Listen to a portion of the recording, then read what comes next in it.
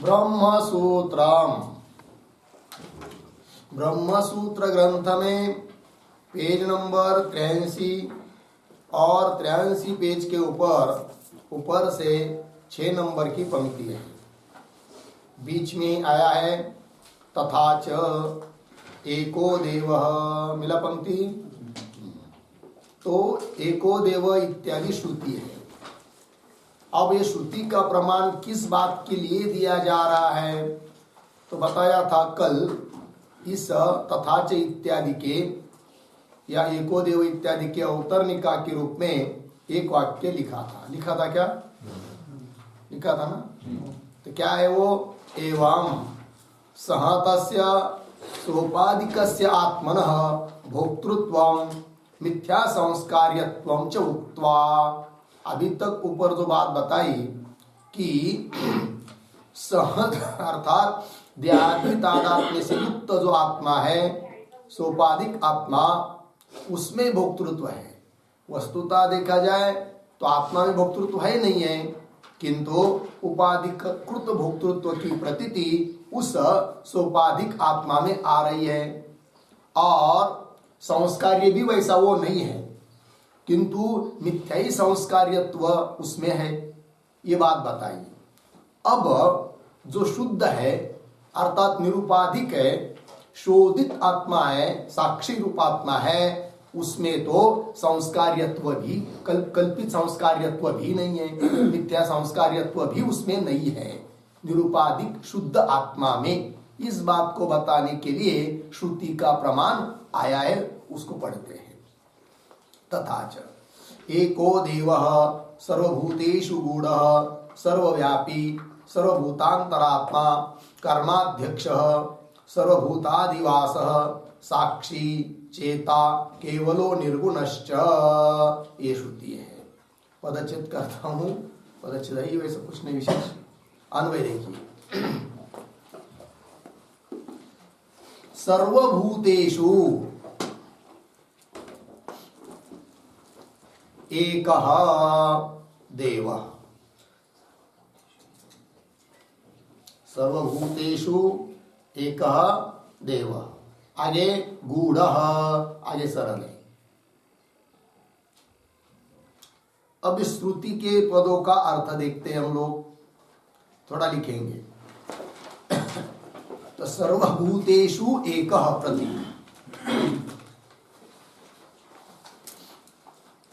सर्वभूतेषु एकः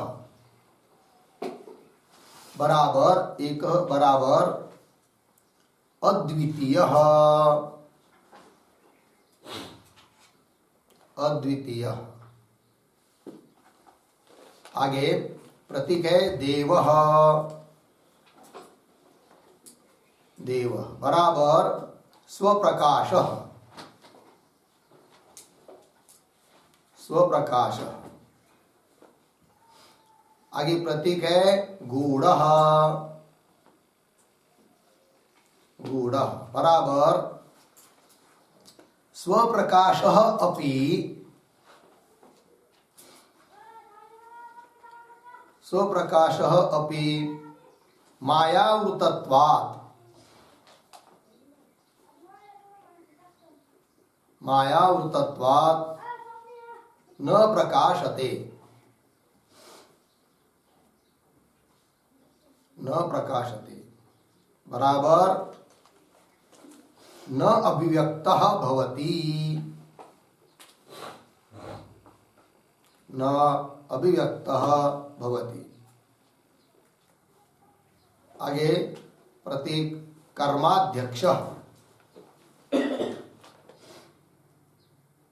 बराबर क्रिया साक्षी अस्ति। क्रिया साक्षी अस्ति। अर्धविराम। न कर्ता इत्यर्थः। न कर्ता इत्यर्थः। आगे प्रतीक सर्वभूताधिवासः।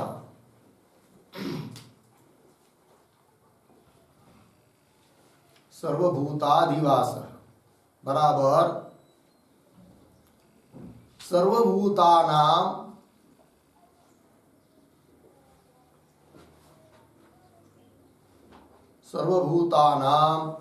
अधिष्ठानं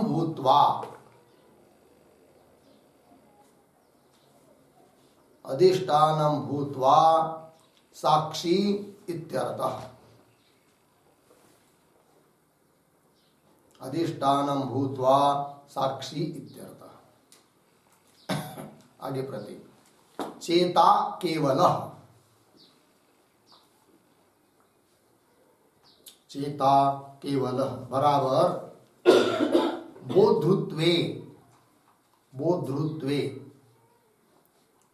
बोधृत्वे कौंस में लिखिए ज्ञान स्वरूपत्वे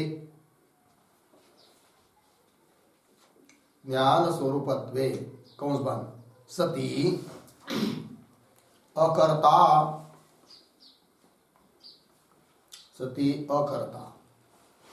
आगे प्रतीक निर्गुणः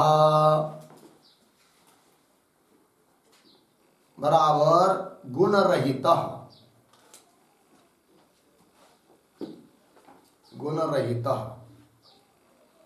अर्धविराम। आगे चकारः श्रुति में अंतिम आया है चकार निर्गुणश्च वो चकारः बराबर दोषाभाव समुच्चयार्थः।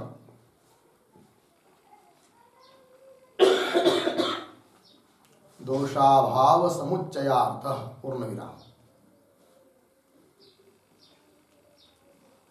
आगे एक वाक्य निर्गुणत्वात् निर्दोषत्वात् च तत्र आत्मनि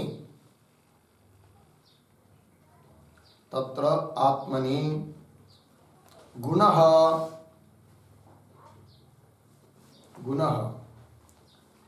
दोषनाशः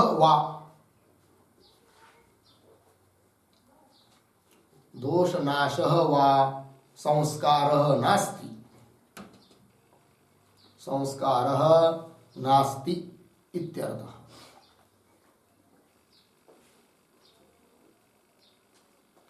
ठीक हो गया। अर्थ देखिए भाई श्रुति में बताया है सर्वभूतेषु सभी भूतों में सभी प्राणी मात्रों में एक ही है वो आत्मा। एक है मतलब अद्वितीय है, द्वैत नहीं है। शरीर भिन्न भिन्न दिखाई दे रहे हैं किंतु सभी में आत्मा एक ही है। लाइट लेकिन ये विद्युत के जितने भी उपकरण है अलग अलग दिखाई दे रहे हैं। जैसे कोई पास वैट का लाइट लगाया है, कोई ट्यूबलाइट लगाया है, कोई 200 वैट का लगाया है, कोई पंखा चल रहा है। ये सब उपकरण चल रहे हैं, सब अपना अपना कार्य अलग अलग कर रहे हैं। कोई हवा दे रहा है, कोई प्रकाश दे रहा है कि नहीं? किंतु तो भी उन सभी में तत्व एक है। कौन? विद्युत बिजली एक ही है, वो अलग नहीं है कि नहीं? उपाधि के कारण क्रिया अलग अलग हो रही है। उसी प्रकार सभी भूतों में सभी प्राणी मात्रों में आत्मा एक ही है किंतु अंतकरण और शरीर की उपाधि भिन्न भिन्न होने के कारण अलग अलग जैसे प्रतीत हो रहे हैं, कार्य भी अलग दिखाई दे रहे हैं किंतु वस्तुतः ये आत्मा सबका एक ही है। इसलिए कहा सर्वभूतेषु एकः अद्वितीय। और कैसा है वो आत्मा? तो कह रहे देवः अर्थात स्वप्रकाश, स्वयं प्रकाशित है। उसका ध्यान करने के लिए और किसी की जरूरत पड़ती नहीं है। ऐसा है वो स्वयं प्रकाश है। और स्वयं प्रकाश होते हुए भी कैसा है वो?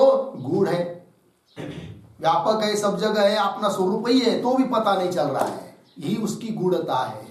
इसलिए कहा गूढ़ अर्थात स्वप्रकाश अपि, स्वयं प्रकाशित होने पर भी मायावृतत्वात्, माया के कारण आवृत्त होने से न प्रकाशते, अर्थात अभिव्यक्त नहीं हो रहा है। इदम उत्तम रूप से जाना नहीं जा रहा है, पकड़ में नहीं आ रहा है। ये उसकी गूढ़ता है। ठीक है। और कैसा है भाई वह? तो कह रहे हैं मूल में आया है श्रुति में सर्वव्यापी। जिन पदों का अर्थ सरल है उनका नहीं लिखाया। तो सर्वव्यापी अर्थात सर्वत्र व्यापक है। सर्वभूतांतरात्मा, सभी भूतों का आत्मा है अर्थात स्वरूप है। और आगे आया है कर्माध्यक्ष।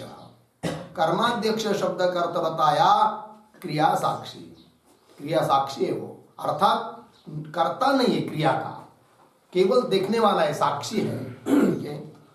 और पुनः सर्वभूतादिवास, इसका भी अर्थ लिखा दिया है कि सर्वभूतादिवास का मतलब सर्वभूतानाम अधिष्ठानम भूत्वा, सभी भूतों का अधिष्ठान होकर वो साक्षी है, ये बात। और आगे कैसा है? चेता केवल। चेता केवल, चेता का अर्थ होता है बोधृत्व, ज्ञान स्वरूप है। तो ज्ञान स्वरूप होता हुआ केवल है अर्थात अकर्ता है, करता नहीं है। पुनः आगे पद आया निर्गुण। निर्गुण शब्द का अर्थ है गुण रहित। और अंतिम में च आया, तो च क्या बताता है भाई? तो चकार से और एक अर्थ लिया जा रहा है कि दोषाभाव, उस आत्मा में किसी प्रकार का दोष भी नहीं है। शुद्ध जो निरुपाधिक आत्मा है अर्थात ब्रह्म तत्व अर्थात मोक्ष, दोषाभाव है उसमें। अब इस श्रुति में जो निर्गुणत्वात्, निर्गुण ये पद आया है और चकार से निर्दोष दोषाभाव लिया गया। इससे क्या पता चला? तो निर्गुण होने के कारण उस ब्रह्मरूप आत्मा का गुणाधान रूप संस्कार नहीं हो सकता, ये बात पता चली। क्योंकि गुणाधान मतलब गुण का स्थापन करना, और आत्मा तो निर्गुण है, किसी गुण उसमें नहीं रह सकता है। ठीक है, ये बात। और दूसरी बात, कैसा है वो ब्रह्मरूप आत्मा? निर्दोष। निर्दोष अर्थात दोष रहित। यदि उसमें कोई दोष होता तब उस दोष का क्या करना पड़ता? अपनयन, वारण, हटाना पड़ता, किंतु उसमें कोई दोष नहीं।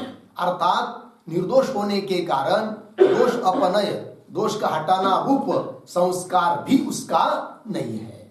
अर्थात शुद्ध आत्मा संस्कार्य नहीं है, इस बात के लिए श्रुति का प्रमाण हुआ। तो वही लिखा अंतिम में निर्गुणत्वात् निर्दोषत्वाच्च तत्र आत्मनि, उस आत्मा में गुण रूप संस्कार भी नहीं है। दोष नाश वा संस्कार नास्ति, गुण संस्कार नास्ति, दोष नाश संस्कार नास्ति, ये हो गया। ठीक है, गुण समझ में नहीं, कोई गुण नहीं उसमें है कि नहीं? गुण कितने हैं सारे? सत्गुण, सत्गुण रजगुण, सत्वगुण रजगुण तमोगुण, ये भी ले सकते हैं, वो 3 गुण हुए। नैयायिक की परिभाषा के अनुसार 24 गुण है कि नहीं? व्याकरण की परिभाषा के अनुसार 3 गुण है। कौन कौन? अधेन गुण है कि नहीं? सभी के अपने अपने गुणों की परिभाषा अलग अलग है, किंतु किसी प्रकार का गुण आत्मा में नहीं है। न रूप है, रस है, गंध है, कोई गुण नहीं है। सत्वगुण, रजगुण, तमोगुण भी नहीं है, और आधे गुण तो है ही नहीं है। लग गया जी? तो निर्गुण है कौन? आत्मा। यदि उसमें कोई न कोई गुण रह पाता तब और भी दूसरे गुणों का हम उसमें स्थापन करते, तो गुणाधान रूप संस्कार होता, किंतु आत्मा कैसा है? निर्गुण है। अतः गुणाधान रूप संस्कार आत्मा का नहीं है, और न उसमें कोई दोष है। अतः दोष अपनय, दोष का हटाना रूप संस्कार भी आत्मा का नहीं है। ये बात हो गई। चलिए आगे। आगे मूल भाष्य में क्या है? आगे इति, एक श्रुति ये दे दिया, और एक श्रुति दे रहे हैं। सपर्यगात् शुक्रम अकायम अव्रणम अस्नाविरम शुद्धम अपाप विद्धम। लग गया जी? ये श्रुति है। कहा की श्रुति याद है? ईशावास्योपनिषद। बराबर? ऐसा अभ्यास होना चाहिए। क्या देखो भाई, तो आत्मा कैसा है? तो सह आत्मा पर्यगात्। ठीक है ना? तो लिखते इसके भी अर्थ लिखते इस श्रुति के पदों का अर्थ अन्वय सरल नहीं है। लिखिए स इति उपक्रमात्, स इति उपक्रमात् शुक्रादि शब्दाः, शुक्रादि शब्दाः पुंस्त्वेन, पुंस्त्वेन बराबर पुल्लिंगत्वेन, पुल्लिंगत्वेन अवगंतव्याः।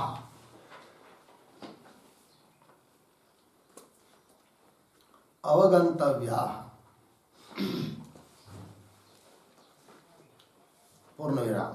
आगे प्रतीक सह बराबर निरुपाधिक आत्मा,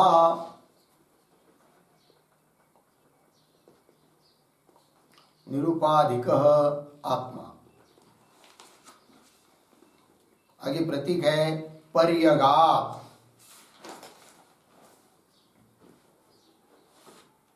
बराबर स एव आत्मा, स एव आत्मा परि बराबर सर्वम, परि बराबर सर्वम अर्धविराम। अगात बराबर व्याप्त, व्याप्त इति पर्यगात, इति पर्यगात पूर्ण विराम। आगे प्रतीक है शुक्र, शुक्र बराबर दीप्तिमान,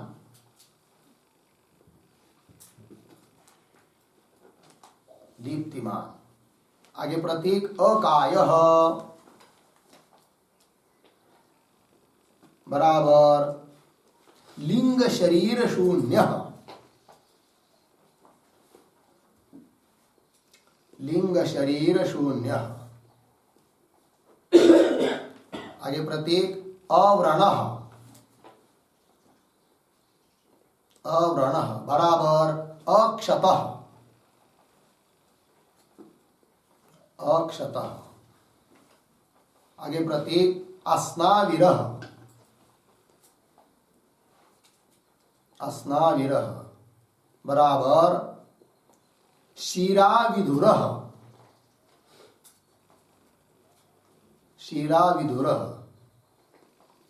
अनश्वरः इति वा, अनश्वरः इति वा पूर्ण विराम। आगे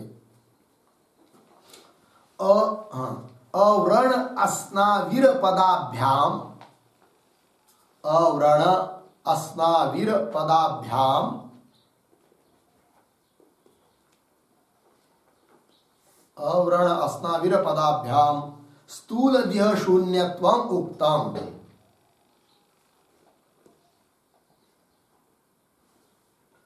स्थूलदेह शून्यत्वम उक्तम। आगे प्रतीक शुद्ध बराबर रागादिमल शून्य, रागादिमल शून्य। आगे प्रतीक अपापविद्ध, अपापविद्ध बराबर पुण्य पापाभ्याम, पुण्य पापाभ्याम असंस्पृष्ट, असंस्पृष्ट इत्यर्थः। हो गया। चलिए भाई अर्थ। तो श्रुति में सबसे पहले पद आया है सह, तो उपक्रम अर्थात आरंभ सह इस पद से हुआ, और सह यह पुल्लिंग है, प्रथमा विभक्ति एक वचन, तत्सर्वनाम, ठीक है। तो स इति उपक्रमात्, स इस शब्द से आरंभ होने के कारण उस श्रुति में आगे आए हुए जो पद है, जैसे पर्यगात के आगे शुक्रम अकायम, ये नपुंसकलिंगी पद है, किंतु उन शुक्रम अकायम अव्रणम इत्यादि पदों का पुल्लिंग में रूपांतर समझना चाहिए। क्यों? उपक्रम आरंभ पुल्लिंग सह शब्द से हुआ है, इसलिए। ठीक, तो वही लिखा स इति उपक्रमात् शुक्रादि शब्दाः पुंस्त्वेन पुल्लिंगत्वेन अवगंतव्याः, पुल्लिंग रूप से समझने चाहिए। अब चलिए आगे। तो सह, सह ये प्रतीक है, तो वह आत्मा कैसा है भाई? सह मतलब निरुपाधिक है आत्मा। पुनः कैसा है? पर्यगात, परि अगात। तो परि मतलब क्या? तो वही लिखा सएव आत्मा परि, परि मतलब सर्वम, अगात मतलब व्याप्त, अर्थात सभी ओर व्याप्त है आत्मा, इसलिए उसको कह दिया क्या? पर्यगात। पुनः कैसा है भाई? शुक्र, अर्थात दीप्तिमान प्रकाशमान है। अकाय, काय रहित, अर्थात लिंग शरीर शून्य, लिंग शरीर से रहित है वो। ठीक, आगे अव्रण, अव्रण अर्थात अक्षत, उसको क्षत, क्षत नहीं होता है, क्योंकि सावयव पदार्थ को क्षत होता है। क्षत मतलब घाव है कि नहीं? कोई लग गया शस्त्र आदि तो घाव होता है, वो सावयव पदार्थ शरीर को होता है। आत्मा कैसा है? निरवयव, अतः वो कैसा है? अव्रण, अव्रण अक्षत। पुनः कैसा है?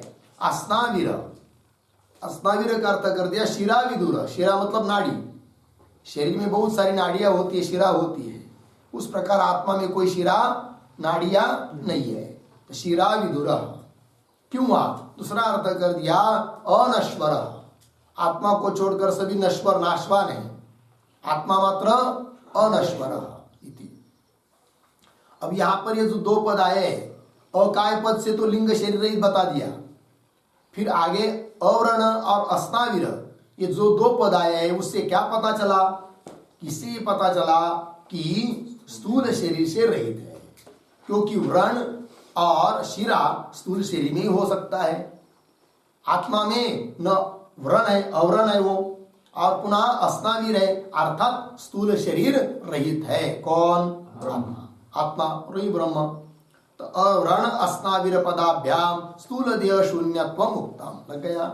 आगे शुद्ध है वो आत्मा, शुद्ध है का मतलब रागादि मन शून्य है कि नहीं? किसी प्रकार का मन उसमें नहीं है।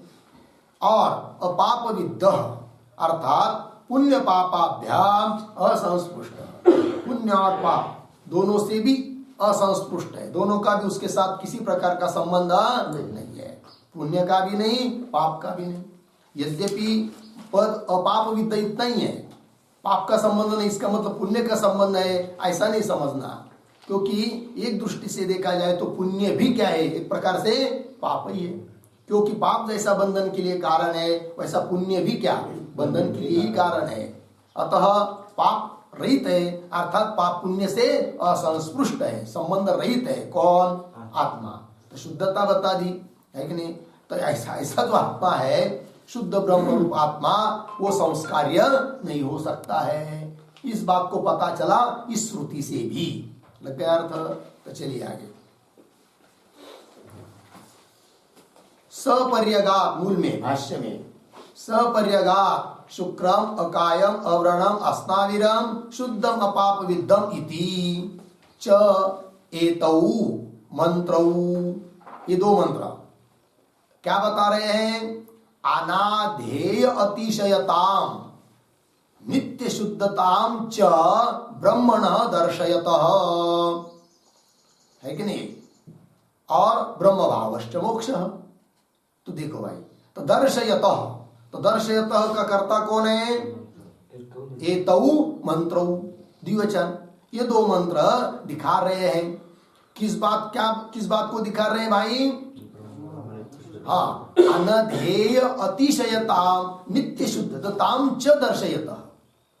किंतु किसकी अनाधेय अतिशयता और किसकी नित्य शुद्धता दिखा रहे हैं? ब्रह्मण, अर्थात ब्रह्म में क्या अनाधेय अतिशयता है, अर्थात आधेय अतिशयता नहीं है, अर्थात किसी प्रकार का अतिशय विशेष इसका स्थापन ब्रह्म में नहीं हो सकता है। इस बात को कह रहे हैं कौन? ये दोनों मंत्र। उसी को कह दिया अनाधेयातिशयता, और पुनः नित्य शुद्धता, नित्य शुद्ध तो शुद्ध है ब्रह्म, इस बात को भी कह रहे हैं कौन? ये दो मंत्र किसकी नित्य शुद्धता को बता रहे हैं? ब्रह्म की नित्य शुद्धता को बता रहे हैं ये मंत्र, है कि नहीं? तो ब्रह्म नित्य शुद्ध है, इसका मतलब उसका किसी प्रकार का संस्कार नहीं हो सकता, इस बात का निश्चय हुआ। ठीक, चलिए आगे। और ब्रह्म भाव दर्शयत हो गए ना, फिर आगे ब्रह्म भावस्य मोक्ष, ब्रह्म भाव ही मोक्ष है। मोक्ष मोक्ष क्या? मोक्ष कोई अलग चीज नहीं है, ब्रह्म भाव की प्राप्ति ही क्या है? मोक्ष है। इसलिए मोक्ष संस्कार्य नहीं है, उत्पाद्य नहीं है, विकार्य नहीं है, आप्य नहीं है। इन सभी बातों का चिंतन हुआ यहां तक।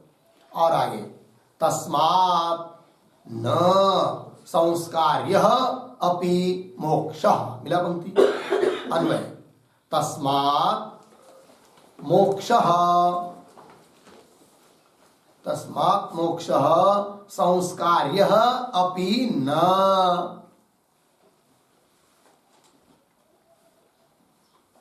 ठीक, तस्मात् इसलिए मोक्ष संस्कार्य भी नहीं है। तस्मात्, तस्मात् पद आया है कि नहीं? तस्मात् मतलब क्या? तस्मात् का अर्थ है ब्रह्मण अनाधे अतिशयत्वात् नित्य शुद्धत्वात् च। ब्रह्मण, ब्रह्म ही मोक्ष है ना, तो ब्रह्मण अनाधेयातिशयत्वात्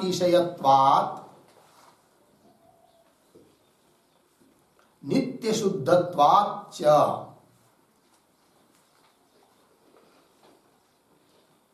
ठीक है, ब्रह्म अनाधेय अतिशय है और नित्य शुद्ध होने के कारण तो वही ब्रह्म ही मोक्ष है। अतः ब्रह्म रूप जो मोक्ष वह संस्कार्य अपि न, संस्कार्य भी नहीं है। इस बात की सिद्धि हुई।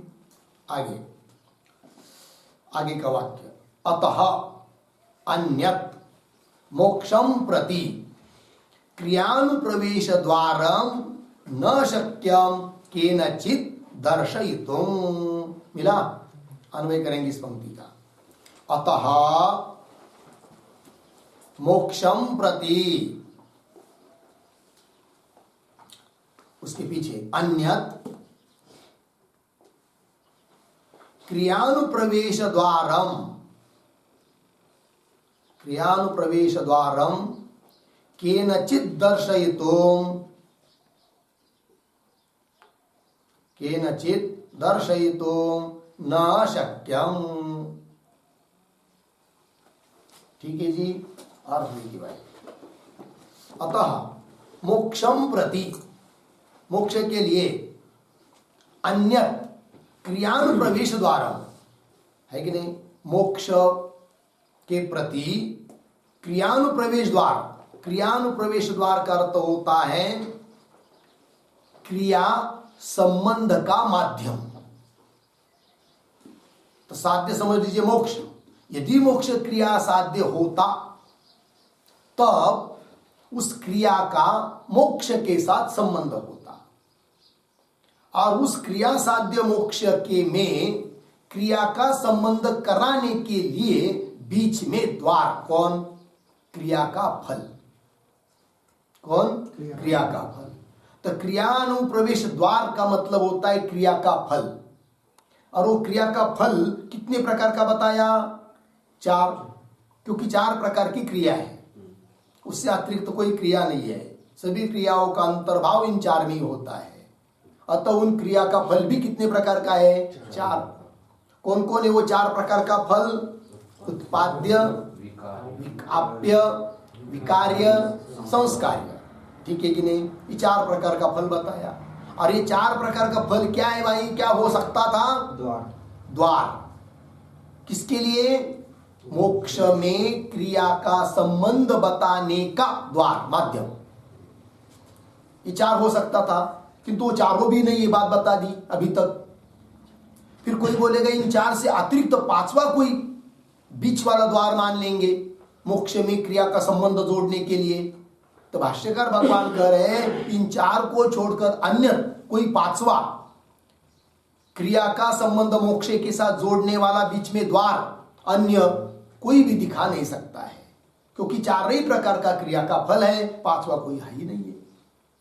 अर्थात मोक्ष के साथ क्रिया का संबंध किसी भी प्रकार से हो ही नहीं सकता है। इस बात की सिद्धि हुई। लग गया अर्थ?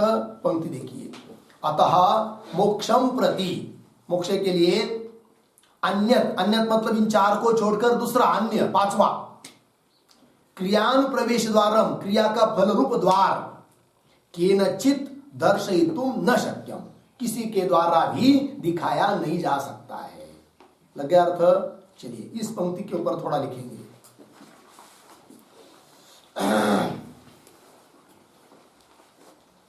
लिखिए, क्रियानुप्रवेश द्वारम बराबर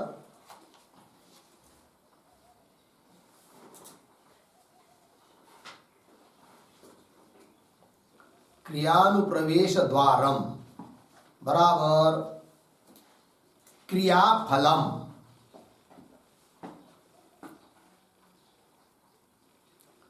क्रियाफलम तत्क्रियाफलम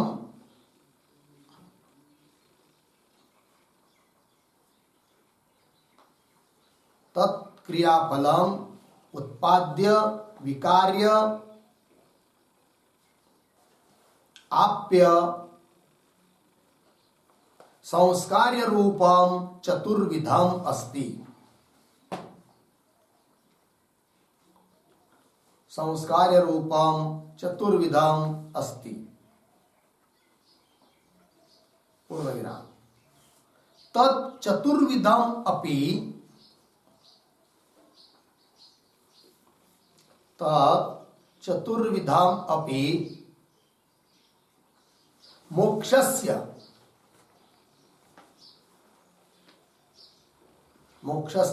क्रियासाध्यत्वे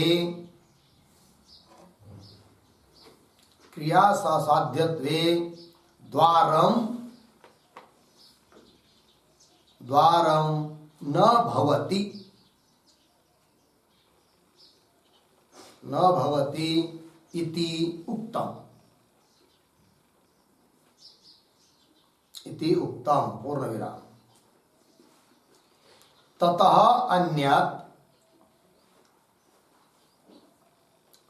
अन्यत् बराबर चतुर्भ्यः कर्मफलेभ्यः भिन्नम्। चतुर्भ्यः कर्मफलेभ्यः भिन्नम् पंचमं क्रियाफलम्। पंचमं क्रियाफलम् नास्ति।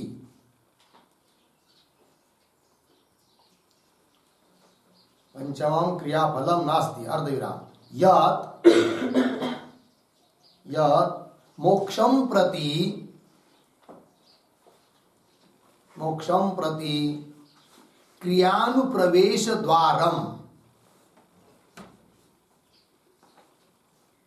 क्रियानुप्रवेश द्वारम बराबर क्रिया संबंध माध्यम।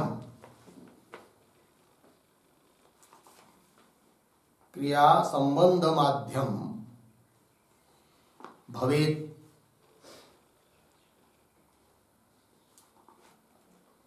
पूर्णविराम। बराबर इसी वाक्य का तात्पर्य और लिखते हैं। मोक्षस्य क्रिया साध्यत्वे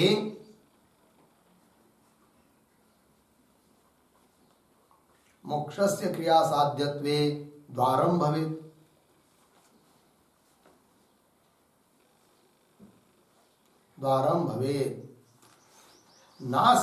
पूर्णविराम। नास्ति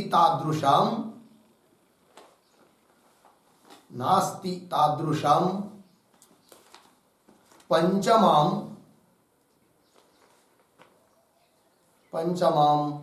क्रियाफलम् इत्यर्थः।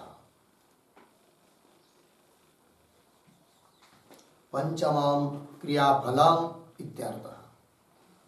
ठीक हो गया? अर्थ देखिए भाई। तो क्रियानुप्रवेश द्वारम मतलब मोक्ष के साथ क्रिया का संबंध जोड़ने का द्वार माध्यम। वो कौन हो सकता है? क्रिया का फल, क्योंकि क्रिया और क्रिया का फल वो 4 प्रकार का है। उसी में कोई यदि मोक्ष होता तो उस मोक्ष के साथ क्रिया का संबंध जुड़ जाता, किंतु ऐसा नहीं है। तो क्रियानुप्रवेश द्वारा मतलब क्रियाफलम। तत्क्रियाफलम 4 प्रकार का है। उत्पाद्य विकार्य आप्य संस्कार्य रूपम चतुर्विधम अस्ति। तत्चतुर्विधम अपि वो चारों भी प्रकार का क्रिया का फल मोक्षस्य क्रिया साध्यत्वे मोक्ष क्रिया साध्य है, इसमें द्वारम न भवति, द्वार नहीं हो सकता है, माध्यम नहीं हो सकता। इति उक्तम, ये चिंतन हो चुका है अभी तक। और ततः अन्य, उन 4 प्रकार का जो क्रिया का फल है उससे भिन्न, ततः अन्य चतुर्भ्यः कर्म फलेभ्यः भिन्नम पंचमम क्रियाफलम नास्ति, 5वां कोई क्रियाफल नहीं है। कियत, जो कि मोक्षम प्रति क्रियानुप्रवेश द्वारम भवेत्, अर्थात क्रिया संबंध का माध्यम बने, ऐसा नहीं है। अर्थात मोक्ष से क्रिया साध्यत्वे द्वारम भवेत्, मोक्ष के लिए मोक्ष क्रिया साध्य इस कहने में द्वार बने, ऐसा कोई 5वां क्रियाफल नहीं है। ये बात बताई, हो गया। चलिए, तो मूल भाष्य में पुनः उस पंक्ति को देखिए। अतः मोक्षम प्रति अन्य, मोक्ष के लिए अन्य दूसरा, मतलब 4 फलों से अन्य कोई 5वां फल, क्रियानुप्रवेश द्वारम, क्रियानुप्रवेश का द्वार, क्रिया का फल कोई 5वां भी है, इस प्रकार से केनचित् दर्शयितुम न शक्यम, कोई भी दिखा नहीं सकते, क्योंकि क्रिया का फल कितने प्रकार का है जी? 4 ही प्रकार का है। लग गया अर्थ? हाँ। तो कुल मिलाकर क्या निर्णय हुआ फिर? कि मोक्ष क्रिया साध्य नहीं है। लगा? उत्पाद्य नहीं है मोक्ष, आप्य नहीं है, विकार्य नहीं है, संस्कार्य भी। फिर कैसा है मोक्ष? आगे देखिए। तस्मात्, मूल भाष्य में, तस्मात् ज्ञानम एकम मुक्त्वा क्रियायाः गंधमात्रस्य अपि अनुप्रवेशः इह न उपपद्यते। ठीक है, देखो भाई, तस्मात् ज्ञानम एकम मुक्त्वा, एकमात्र ज्ञान को छोड़कर क्रिया का गंधमात्रस्यपि, गंधमात्रस्यपि मतलब लेश मात्रस्यपि, किंचित भी क्रिया का संबंध नहीं है, हो सकता है इसके साथ, मोक्ष के साथ। तो क्रिया का गंध मात्रस्यपि लेश मात्रस्यपि अनुप्रवेश संबंध इह मोक्षे न उपपद्यते, मोक्ष में संभव नहीं है। यह शब्द का अर्थ मोक्ष। ठीक है, तस्मात् ज्ञानम एकम मुक्त्वा, ऐसा आया है। तो पद आया है भाई तस्मात्। तस्मात् मतलब क्या? तो तस्मात् शब्द का अर्थ लिखिए, वाक्य के आरंभ में तो तस्मात् है, तो तस्मात् बराबर कर्म फलस्य द्वारा भावात्,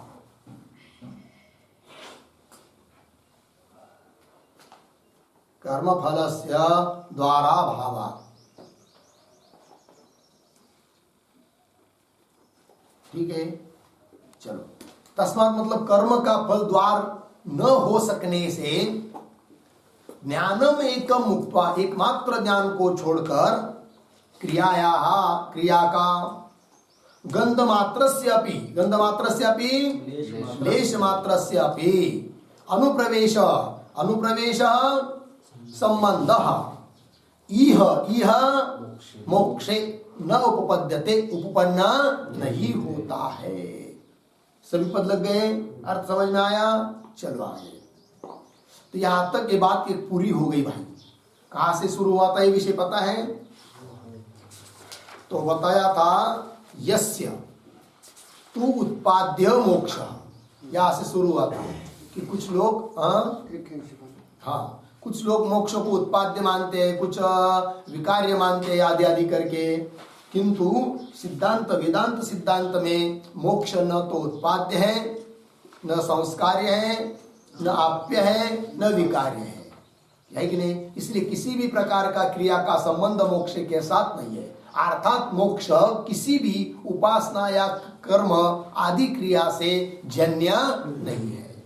यदि क्रिया से जन्य होता तो जो चीज क्रिया से जन्य होती है वो अनित्य होती है, तो ब्रह्मरूप मोक्ष भी अनित्य होने लगता। अतः क्रिया का कुछ भी तिल मात्र भी संबंध नहीं है। किसके साथ? मोक्ष के साथ क्रिया का संबंध नहीं है। फिर किसका संबंध है? ज्ञान का संबंध है। अर्थात ज्ञान से ही मोक्ष प्राप्त होता है, क्रिया से नहीं। इस बात की सिद्धि हुई। होगा इतना? चलिए अब आगे भाष्य में ननु, तो पूर्व पक्षी अब शंका कर रहा है। तो ननु ज्ञानम पंक्ति मिली, उसके ऊपर लिखिए आक्षेप।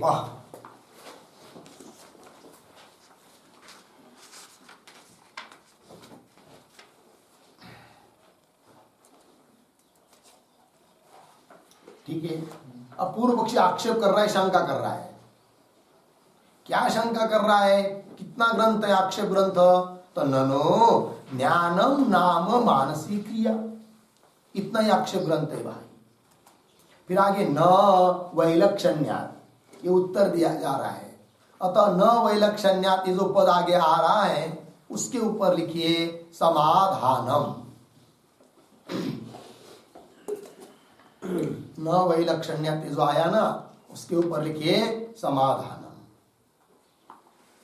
ठीक है, अब पूर्व पक्षी क्या कहना चाह रहा है तो उसको पहले समझ लेते हैं। तो पूर्व पक्षी क्या कह रहा है? ननु ज्ञानम नाम मानसिक क्रिया। ज्ञान क्या है? मानसिक क्रिया। अर्थात पूर्व पक्षी बोल रहा है सिद्धांतियों को, हे सिद्धांती तुम्हारे कहने में व्याघात दोष है। कौन दोष है? क्योंकि अभी अभी आपने क्या कहा? किसी भी क्रिया का संबंध नहीं है किसके साथ? मोक्ष के साथ। लेश मात्र भी क्रिया का संबंध नहीं है। और ज्ञान का संबंध बता रहे हो, किंतु ज्ञान क्या चीज है? ज्ञान भी तो क्रिया ही है, मानसिक क्रिया, इतना ही। तो ज्ञान का संबंध बता रहे यार मोक्ष के साथ, अर्थात किसका संबंध हुआ? क्रिया का संबंध हुआ, क्योंकि ज्ञान भी क्या है? मानसिक क्रिया ही है। तो क्रिया का संबंध इधर बता भी रहे हो, ज्ञान का संबंध कहकर, और उधर कहते कि क्रिया का संबंध नहीं है। तो वह तो व्याघात हुआ कि नहीं? क्रिया का संबंध नहीं अभी तक बताया, और ज्ञान का संबंध बताया, और ज्ञान क्या है? मानसिक क्रिया है कि नहीं? तो क्रिया का संबंध नहीं भी बोल रहे और ज्ञान का संबंध बता रहे, इस अर्थात क्रिया का संबंध बता भी रहे हो, तो वह तो व्याघात दोष आ रहा है आपके मत में। ऐसा बोल रहा है कौन? पूर्व पक्षी। तो ये जो पंक्ति है ननु इत्यादि, उसके अवतरणिका के रूप में एक वाक्य लिखिए।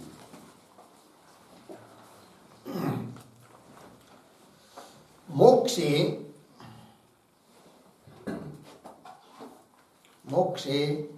ज्ञान प्रवेशे सति, ज्ञान प्रवेशे सति अर्धविराम, तस्य ज्ञानस्य क्रियात्वात्, तस्य ज्ञानस्य क्रियात्वात् अर्धविराम, अस्ति एव मोक्षे क्रिया प्रवेशः, अस्ति एव मोक्षे क्रिया प्रवेशः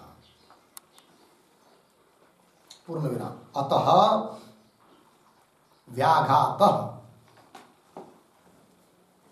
अतः व्याघातः इति शंकते ननु इति, इति शंकते ननु इति। हो गया जी? अर्थ समझ लीजिए। तो मोक्षे ज्ञान प्रवेशे सति, पूर्व पक्षी बोल रहा है मोक्ष में ज्ञान का प्रवेश तो मान ही रहे तुम, क्योंकि अभी पीछे की पंक्ति में आपने कहा ज्ञानम एकम उक्त्वा, ज्ञान को छोड़कर मोक्ष के साथ किसी का संबंध नहीं है, ज्ञान का ही है। तो मोक्ष में ज्ञान प्रवेशे सति, ज्ञान का प्रवेश मानने पर, संबंध मानने पर, और तस्य ज्ञान से, वो ज्ञान क्या चीज है? वो क्रिया ही है, मानसिक क्रिया है। तस्य ज्ञान से क्रियात्वात्, फिर क्या होगा? अस्ति एव मोक्षे क्रिया प्रवेश, मोक्षे क्रिया प्रवेश अस्ति एव, मोक्ष के साथ क्रिया का प्रवेश तो हो ही गया। अतः व्याघात, इसलिए हे सिद्धांती तुम्हारे कहने में व्याघात दोष है। कौन बोल रहा है? पूर्व पक्षी। लगे पंक्ति, आगे चलिए। ये हुआ भाई पूर्व पक्षी का अभिप्राय। ननु ज्ञानम नाम मानसिक क्रिया, ज्ञान क्या है? मानसिक क्रिया। उत्तर दे रहे न वैलक्षण्यात, अर्थात ज्ञान मानसिक क्रिया नहीं है, मानसिक क्रिया अलग चीज है, ज्ञान अलग चीज है।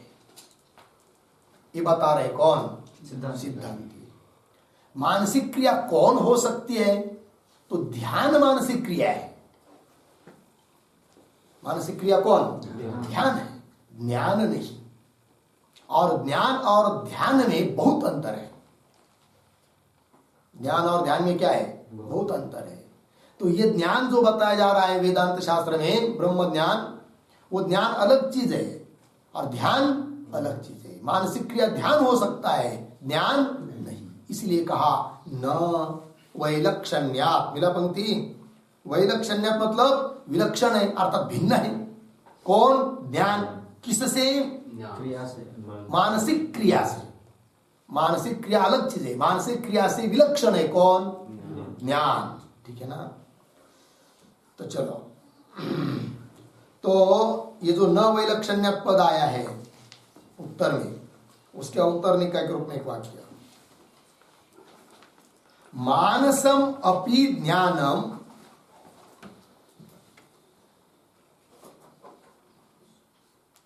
मानसम अपि ज्ञानम अर्धविराम न विधि योग्या क्रिया, न विधि योग्या क्रिया अर्धविराम वस्तुतंत्रत्वात् अर्धविराम कृति असाध्यत्वात् च, कृति असाध्यत्वात् च इति आह न इति।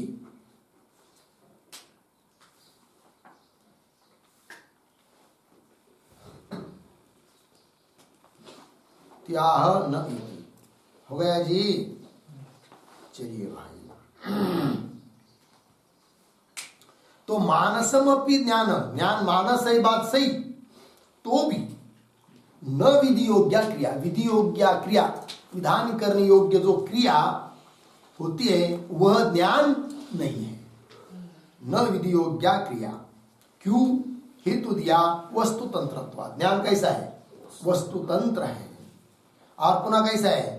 कृति असाध्य है, कृति साध्य नहीं है।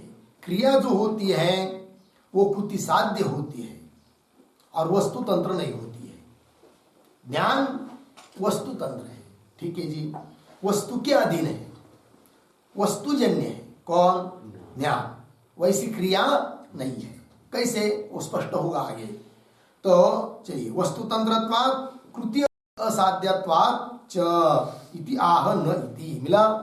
आगे मूल में न वैलक्षण्यात्। अब आगे, अब क्रिया क्या होती है? क्योंकि मानस क्रिया, क्रिया क्रिया से विलक्षण बताना है अभी। किसको? ज्ञान को। किस क्रिया से? मानस क्रिया से।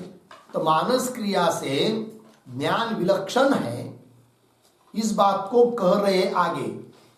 तो उस बात को समझने के लिए पहले क्रिया क्या चीज है इस बात को समझना चाहिए। तो क्रिया किसको कहते हैं? तो उसको लिख रहे अभी भाष्यकार भगवान। तो देखो भाई, तो दोनों में क्या विलक्षणता है इस बात का स्पष्ट कर रहे हैं। ठीक है, क्रिया इत्यादि पंक्ति के द्वारा।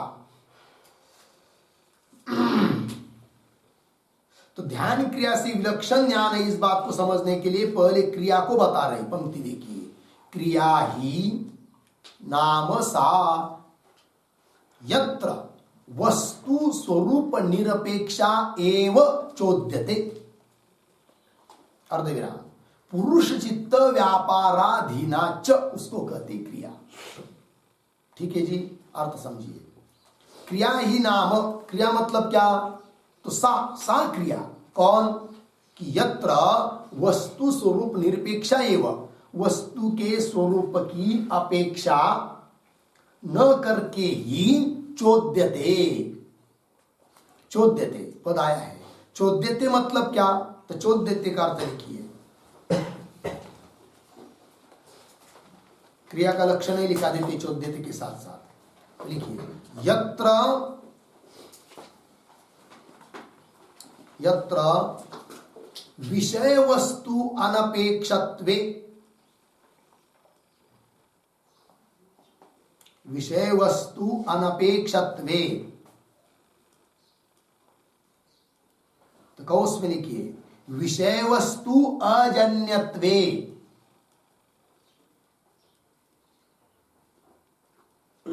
विषय वस्तु अजन्यत्वे कौंस बंद। सती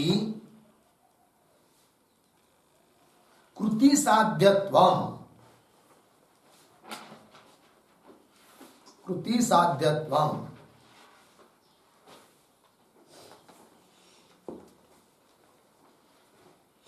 पुरुष चित्त व्यापाराधीनत्वं च पुरुष चित्त व्यापाराधीनत्वं च तत्र क्रियात्वम इत्यर्थः।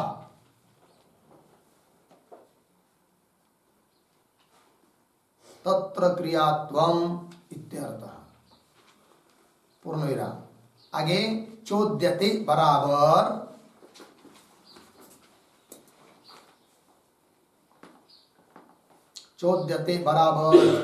कृति साध्यत्वेन विधीयते।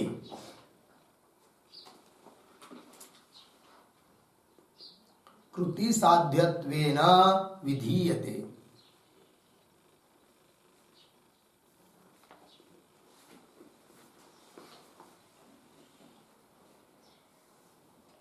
ठीक है, अर्थ देखिए भाई। तो मूल में वाक्य आया है, क्रिया की व्याख्या बता रहे हैं भगवान भाष्यकार।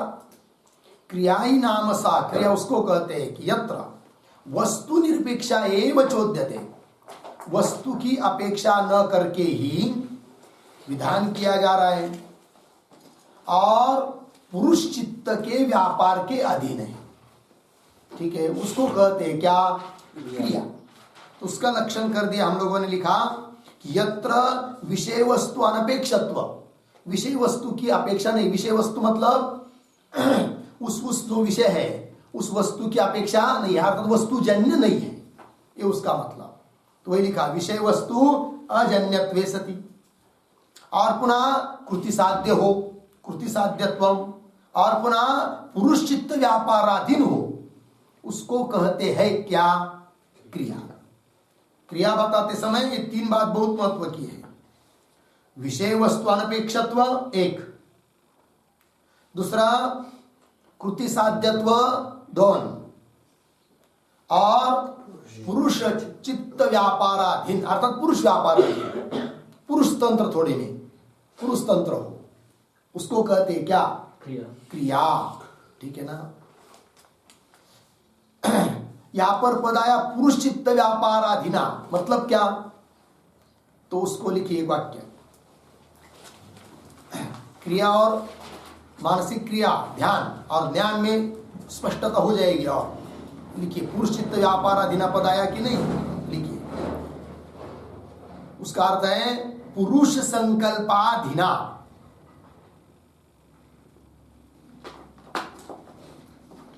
पुरुष संकल्पाधीना इत्यर्थः।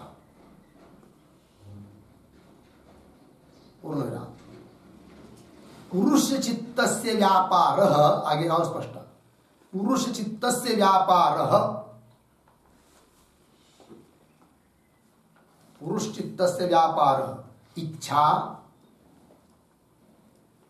अनिच्छा इत्यादि तदधीना क्रिया, तदधीना क्रिया भवति।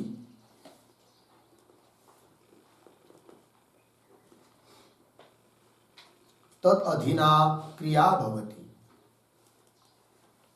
लग गया जी? देखो भाई, पुरुष चित्त व्यापार के अधीन मतलब क्या? पुरुष संकल्प के अधीन मतलब क्या? पुरुष का चित्त का जो व्यापार, कैसे? इच्छा हो सकता है तो मन में आया तो क्रिया कर सकता है, इच्छा मन में आया तो नहीं करना है तो नहीं करेगा, अनिच्छा इत्यादि जो पुरुष चित्त का व्यापार है उसके अधीन होती है कौन? क्रिया। लग गया अर्थ? चलिए, तो यत्र वस्तु स्वरूप निरपेक्षा एव चोद्यते पुरुष चित्त व्यापाराधीना च, सा क्रिया, वो क्रिया हो गई। अब उसके लिए उदाहरण दे रहे हैं, ठीक है ना। तो उदाहरण आ रहा है आगे, यथा इत्यादि पंक्ति से। तो उसके अवतरण के रूप में एक छोटा वाक्य लिखिए। यथा इत्यादि पंक्ति आ रही है ना आगे। तो विषय वस्तु अनपेक्षा,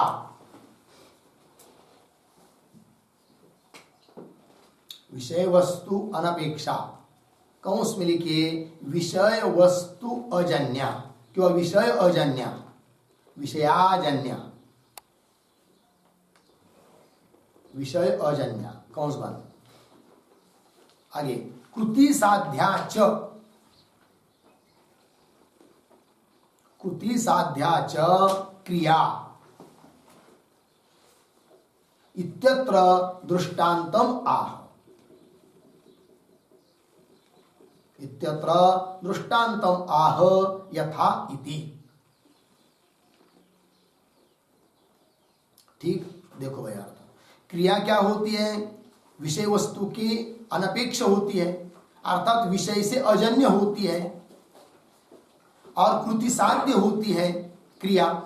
इस बात के लिए दृष्टांत दे रहे हैं। ठीक है, अभी क्रिया का बात बता रहे हैं, फिर थोड़ी देर के बाद ज्ञान के बारे में बताएंगे, तब दोनों का अत्यंत स्पष्टीकरण हो जाएगा। ठीक, आगे देखिए। तो उदाहरण दे रहे मूल भाष्य में, यथा यस्यै देवतायै हविर्गृहीतं स्यात् तां मनसा ध्यायेत् वशक करिष्यन् इति, और संध्यां मनसा ध्यायेत् इति च एवमादिषु, है कि नहीं, पूर्ण विराम। एवमादिषु मतलब इत्यादि वाक्यों में क्रिया का विधान हुआ है।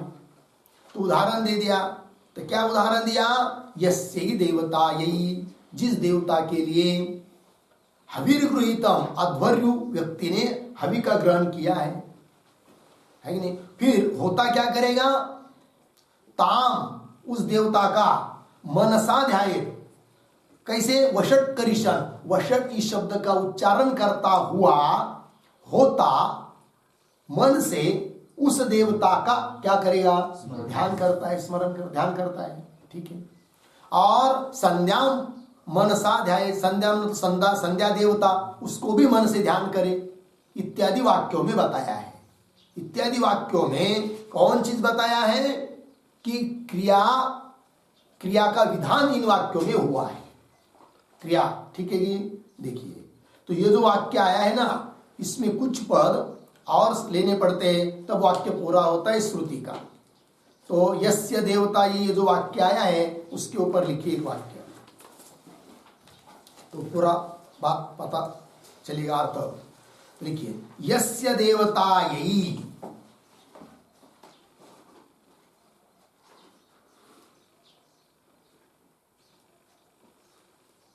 यस्य देवतायै अध्वर्युणा, अध्वर्युणा हविः गृहीतं भवति,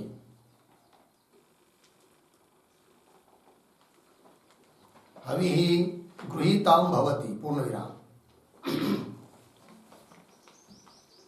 हविः गृहीतं भवति, पूर्ण विराम। आगे होता, होता वशट इति शब्दम उच्चारयन्, होता वशट इति शब्दम उच्चारयन्।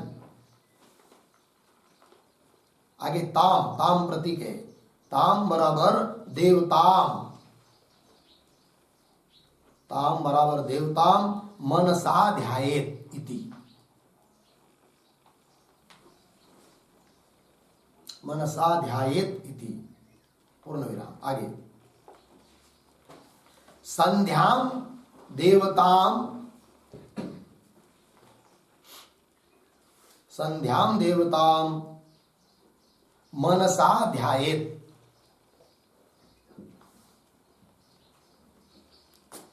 मनसा ध्यायेत्, पूर्ण विराम। इत्यादि वाक्येषु यथा, इत्यादि वाक्येषु यथा बराबर यादृशी ध्यान क्रिया, यादृशी ध्यान क्रिया वस्तु अनपेक्षा, वस्तु अनपेक्षा, वस्तु अनपेक्षा, कौंस में लिखिए विषय वस्तु अनपेक्षा,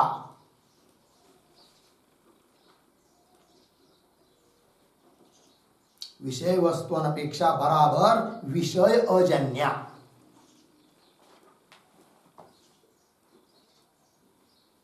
विषय अजन्या इत्यर्थ कंस बांध आहे। पुंतंत्रा, पुंतंत्रा कंस में लिखिए पुरुष चित्त व्यापाराधीना,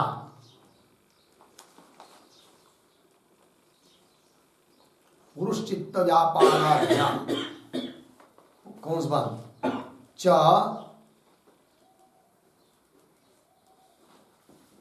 चोद्यते बराबर विधीयते, विधीयते पूर्णविराम सा क्रिया भवति इत्यर्थ। सा क्रिया भवति इत्यर्थ।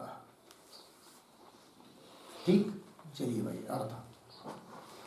तो यस्यै देवता, ये जिस देवता के लिए अध्वर्यु ने हविष पदार्थ का ग्रहण किया है, फिर होता क्या करेगा?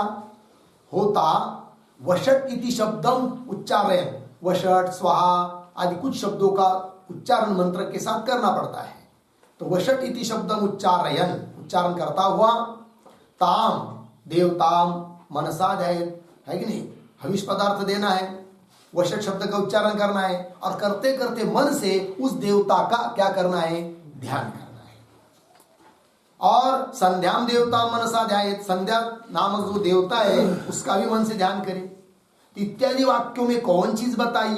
इत्यादि वाक्येषु यथा, यथा मतलब यादृशी ध्यान क्रिया, जिस प्रकार की ध्यान क्रिया बताई है। क्या? कैसी? वस्तु अनपेक्षा, अर्थात विषय वस्तु अनपेक्षा, विषय अजन्य। अब ध्यान दीजिए थोड़ा, सामने घट रखा है और घट तक वृत्ति गई तो ज्ञान हुआ अयम घट। तो अयम घट यह ज्ञान जन्य हुआ विषय वस्तु से, या विषय वस्तु कौन है? घट, उससे उत्पन्न हुआ अयम घट यह ज्ञान, बराबर। किंतु ध्यान करने के लिए जो कहा जा रहा है तो ऐसा थोड़ी है कि वो जो ध्येय वस्तु है, जिस देवता का ध्यान करना है, कि वो सामने आएगी तभी क्या उत्पन्न होगा ये ध्यान क्रिया, ऐसा है क्या? नहीं। तो विषय वस्तु अनपेक्षा है क्या? विषय वस्तु की विषय वस्तु से जन्य है, तो विषय वस्तु अनपेक्षा है। ध्यान क्रिया कैसी है? मतलब विषय वस्तु से अजन्य है, अर्थात ध्यान का जो विषय देवतादि उनसे जन्य है ये ध्यान क्रिया, ऐसी बात नहीं है। और ज्ञान तो विषय वस्तु से जन्य है, और ध्यान करने के लिए केवल विधि की जरूरत है। बताया ना श्रुति ने कि ध्यान करो, तो बस उस देवता का ध्यान करना, ऐसा नहीं कि वो देवता सामने आएगी तब उससे वो विषय वस्तु जो देवता वो सामने आ गई तो उससे जन्य होगी ध्यान क्रिया, ऐसी बात नहीं है। अतः क्रिया कैसी हुई? वस्तु अनपेक्षा, अर्थात विषय वस्तु अनपेक्षा, अर्थात विषय अजन्य। कौन? ध्यान क्रिया, ठीक है। और पुनः कैसी वो? पुंतंत्रा, लिख के दिया ना अभी। पुंतंत्रा मतलब पुरुष चित्त व्यापार क्या दिन है कि नहीं? पुरुष चाहेगा ध्यान करना है तो करेगा, कर तुम करने में समर्थ है पुरुष। अकर तुम चाहेगा नहीं करना है तो नहीं करेगा, है कि नहीं? कि वह अन्यथा कर तुम दूसरे किसी कोई काम कहीं पर भी मन जा सकता है उसका, है कि नहीं? तो पुरुष तंत्र है वो। कौन? ध्यान क्रिया, ठीक है ना। और सामने घट रखा है, उसका ज्ञान होना है, वो पुरुष तंत्र नहीं है, वो वस्तु तंत्र है। जैसे वस्तु है वैसा ज्ञान होगा। हम चाहेंगे नहीं ऐसा नहीं, ऐसा नहीं होगा, जैसा है वैसे ज्ञान होगा, ठीक है कि नहीं? किंतु क्रिया के बारे में, ध्यान क्रिया के बारे में वैसा नहीं है। चाहे तो आदमी ध्यान कर सकता है, चाहे नहीं कर सकता है, अर्थात पुरुष व्यापार के अधीन है। कौन? ध्यान क्रिया। तो पुरुष चित्त व्यापाराधीना ध्यान क्रिया। और चोद्यते, पुनः चोद्यते नाम विधीयते, विधान किया जा रहा है उस क्रिया का, ध्यान करो करके, लग गया अर्थ?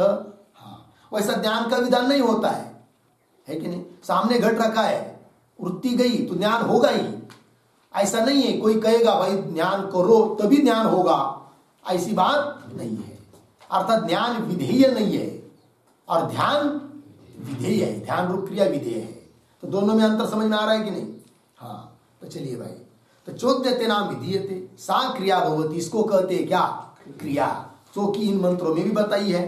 तो क्रिया का क्या क्या वैशिष्ट्य है? नंबर 1 वस्तु अनपेक्षा, नंबर 2 तंत्रा, नंबर 3 विधेय चोद्यते, विधान होता है उसका, ठीक है कि नहीं? तो ये सब क्रिया के बारे में पता चल रहा है। अब ज्ञान का क्या ऐसा होता है वो भी आगे आने वाला है, देखिए। तो ये होगा नहीं इतना, संध्या मनसा ध्यायेत इति च एवमादिषु, एवमादिषु के बाद वाक्य पूर्ण हुआ, किंतु एवमादिषु क्या? तो वाक्य पूर्ति के लिए कुछ शेष शब्दों को लिखिए। इति च एवमादिषु आया कि नहीं? उसके ऊपर एवमादिषु वाक्येषु,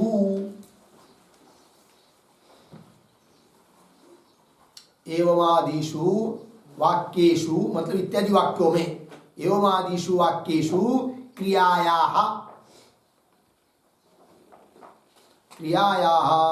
विधानम अस्ति इत्यर्थः।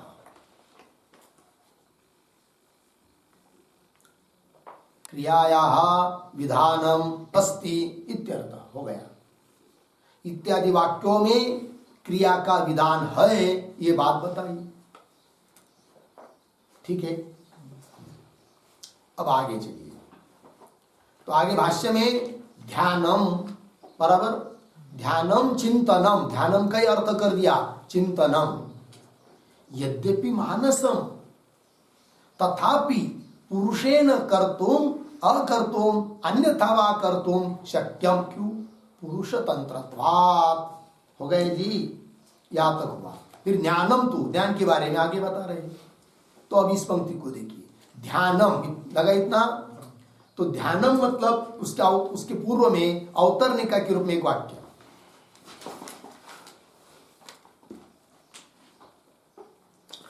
लिखिए ज्ञानवत,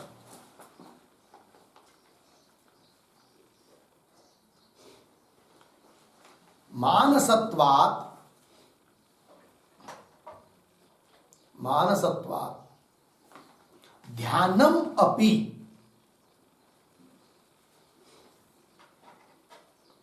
ध्यानम अपि न क्रिया, ध्यानम अपि न क्रिया इति पूर्व पक्षेन उच्यते चेत, इति पूर्व पक्षेन उच्यते चेत आह ध्यानम इति,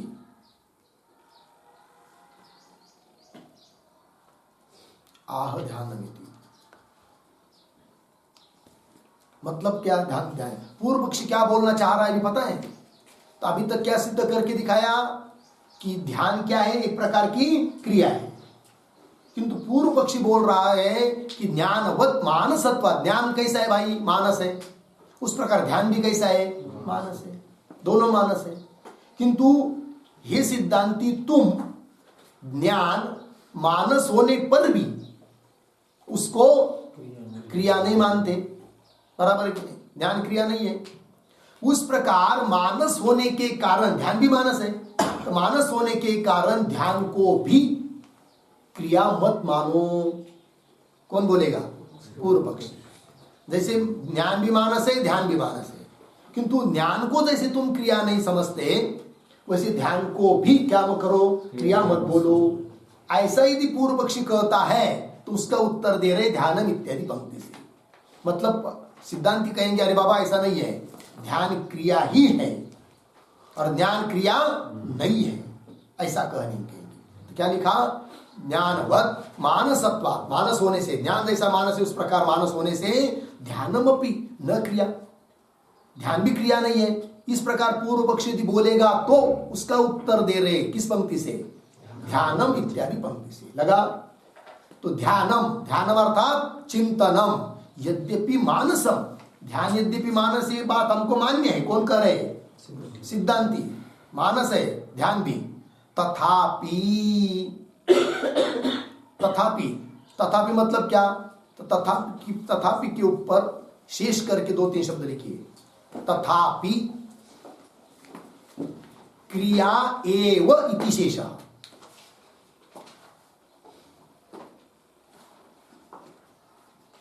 क्रिया एव इति शेषः।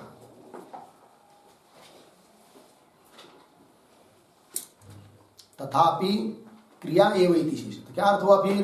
तो क्या कह रहे सिद्धांत देखिए। तो ध्यानम अर्थात चिंतनम यद्यपि मानसम, ध्यान मानस से बराबर, तथापि तो भी क्रिया एव, क्रिया ही है। कौन कौन? ध्यान। ध्यान क्रिया ही है, बराबर। पूर्व पक्षी ने क्या कहा था कि ध्यान को क्रिया मत मानो, तो सिद्धांति क्या कर रहे कि नहीं, ध्यान क्या है? क्रिया ही है। क्यों? हेतु दे रहे आगे। पुरुषेण कर्तुम अकर्तुम अन्यथा वा कर्तुम शक्यम, इसलिए पुरुष तंत्रत्वा। ठीक है, तो पुरुष के द्वारा किया भी जा सकता है। कौन? ध्यान। कर्तुम शक्यम। अकर्तुम, मन में आया नहीं करना है, सो जाना है, तो सो भी जा सकता है।